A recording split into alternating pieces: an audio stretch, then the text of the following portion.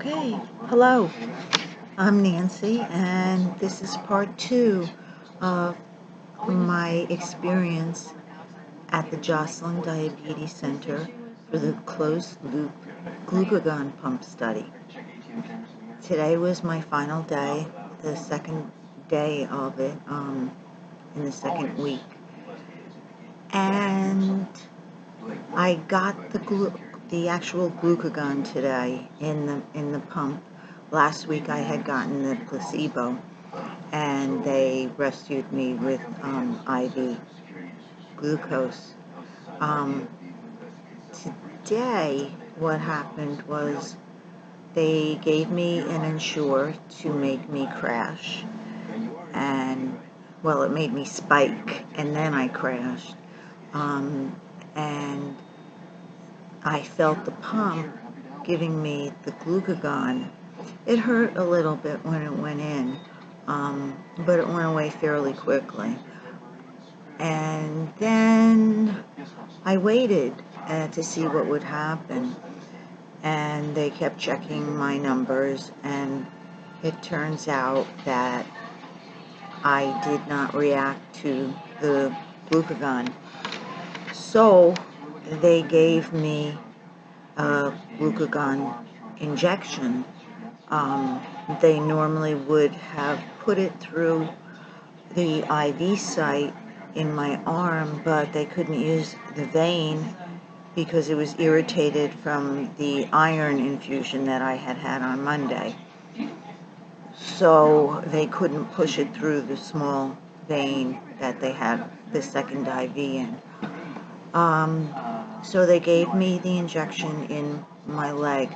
Now, this is the same glucagon injection that some of you may carry in your emergency kit, where he had to mix it. It's in a red case and looks like a pencil box, and he had to mix it up and put it in my thigh.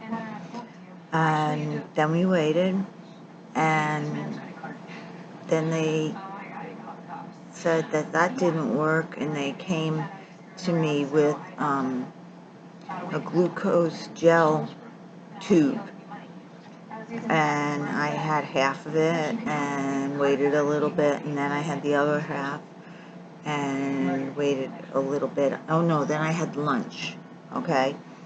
And then I spiked, and then it started dropping again, and when it started declining, they gave me another tube of glucose gel to eat, and then some peanut butter and a whole wheat bagel, and finally I was able to go home.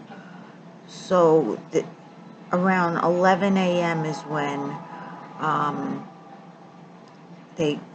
I got the glucagon from the pump, and it was 4 o'clock when I got stable, and I felt awful. It was very symptomatic, and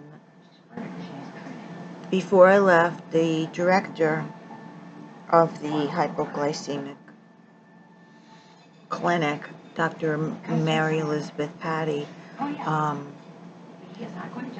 I found out that she would be taking me on as a patient instead of Dr. Mulla, because he was going to be moving to Germany, unfortunately.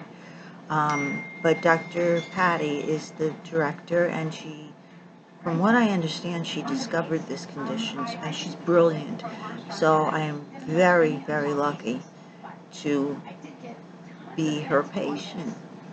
So she told me that my liver is not absorbing, I'm sorry, take that back. My liver is not storing excess glucose in it like it should be, so it could release it when the glucagon enters my body, because the glucagon is just a medium that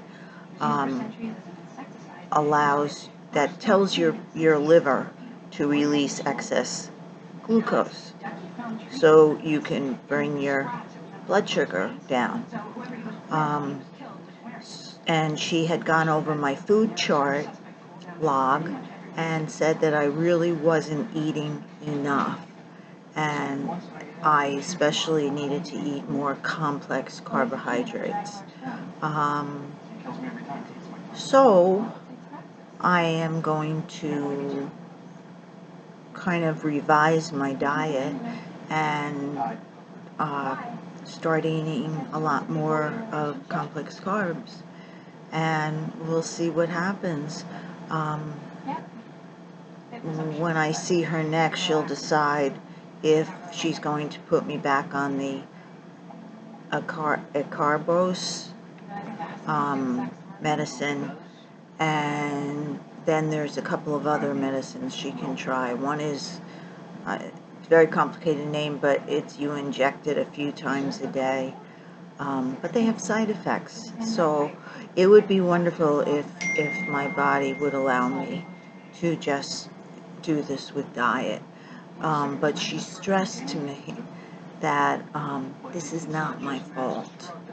It's nobody's fault, and it's just something that happened. So if you are suffering from this, BPH they called it, no, PBH, post-bariatric hypoglycemia. That was the first time I ever heard it called that, instead of B-cell hyperplasia. So don't give up. They said it's incredibly hard to deal with this condition, but you can do it. I'm doing it, and I'm trying to do it, and you just can't give up. So hang in there and send me any comments if you want to, and I'll answer any questions that I possibly can. Okay, take care. Bye.